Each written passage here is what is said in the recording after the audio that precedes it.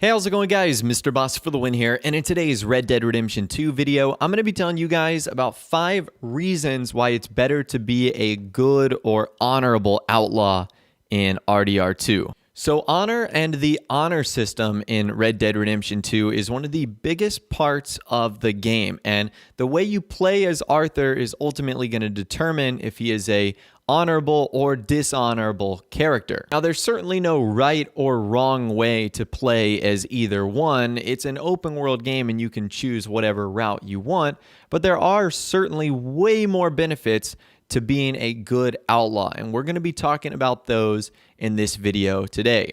So naturally, by default, it is much harder to be a good, honorable outlaw in Red Dead Redemption 2. I mean, even putting those two words together, honorable and outlaw, it really doesn't make sense. A lot of the game is going to make you do dishonorable things. Robbing banks, robbing trains, beating people up, holding people up. That's just a part of the game. But there is a way in which you can be a good outlaw, and it does come with its benefits. Now, before we can talk about that, we need to talk about the honor ranks and the way the system works. So the system has a rank of -8 to +8. And -8 is the most dishonorable, and 8 is the most honorable. Now, if you have a -8 rating, you have a -320 honor points. And if you have an 8 rating, you have positive 320 honor points. And if your rank is 0, you have 0, and it goes up by 40 in each direction. So let's talk about some of the rank effects that you do when you become more honorable. So just by having a 0 honor level, like that's bare even, when you loot bodies, you primarily obtain tonics, cheap jewelry, basic horse consumables, and used alcohol and tobacco. So when you are neutral, that's the sort of stuff you obtain. When you reach honor level number 1, which is 40 positive points, when you loot bodies, the drop rate of potent tonics, restorative items, jewelry, and food items is increased. So just by being rank 1, you're automatically going to get better loot when you're checking people. That's nice.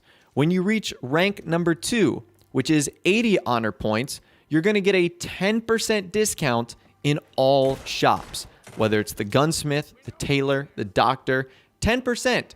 So if you buy something for $1,000, you're going to be saving $100, and that right there is nice. Now, if you reach honor rank number 3, which is 120 points, new outfits are going to become available in certain shops. Those outfits are the Bulldogger, the McLaughlin, the Chevalier, the Corson, the Cumberland, the Cowpuncher, the Valentine, and the Roscoe. So I have not reached honor rank number 3 yet, so that is something that I have yet to do. Nothing happens for rank number 4. At rank number 5, which is 200 points, you get a 25% discount in all shops. That is awesome. So again, if you were to buy something for $1,000, you would save $250. At rank number 6, 240 points, you get new outfits in certain shops.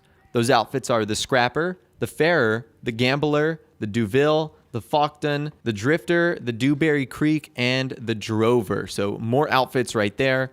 At rank number 7, which is 280 points, this is probably the best one of them all. You get a 50% discount in all shops.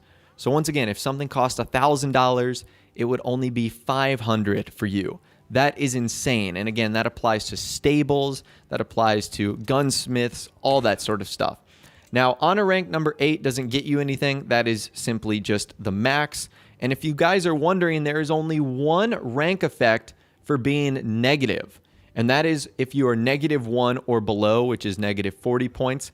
When you loot bodies, the drop rate of Deadeye tonics, thrown weapons, alcohol, and tobacco is increased. And you also receive more money and jewelry from lawmen.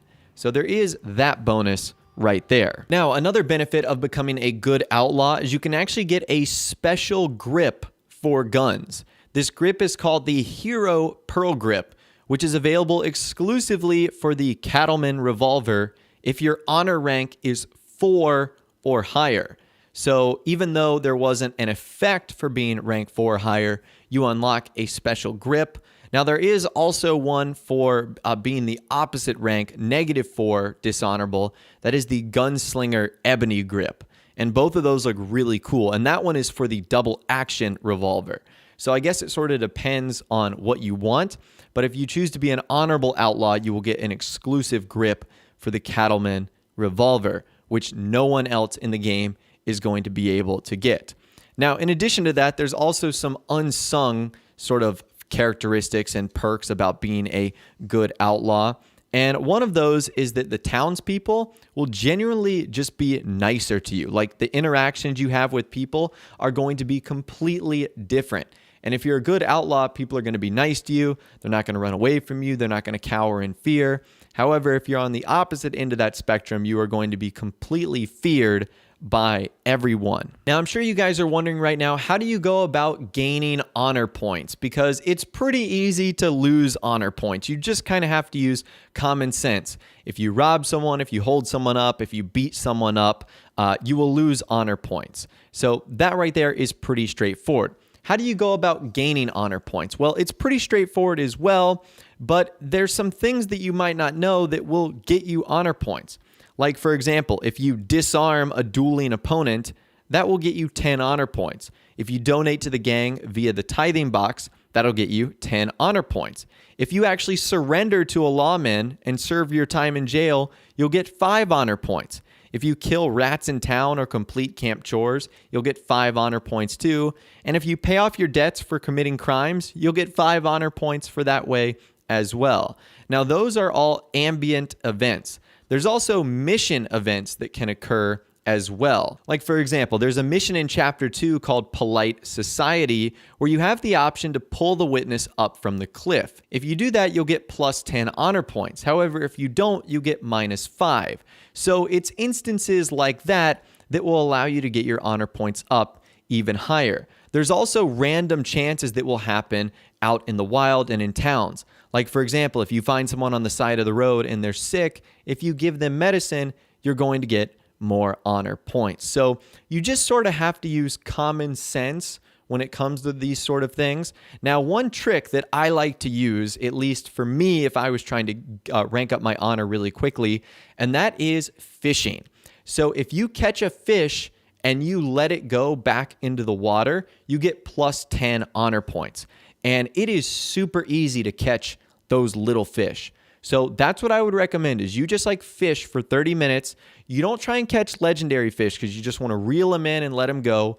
You just do that over and over and over and over again, and you're going to get yourself a ton of honor points and make yourself a more honorable, good outlaw. But anyways, that right there is 5 reasons why being a good or honorable outlaw is better in Red Dead Redemption 2. I'd love to hear from you guys in the comments down below. What path have you taken Arthur down? Are you good, honorable, bad, dishonorable? Let me know your thoughts, opinions, and more in the comments down below. I'd love to hear from you guys down there. If you did go on to enjoy this video, though, a like rating would, of course, be awesome. And also, subscribe to my YouTube channel if you are new, where you like daily Red Dead Redemption 2 videos like this. With all the way, guys, like I said, thanks so much for watching. Take care, and I'll see you guys in the next video.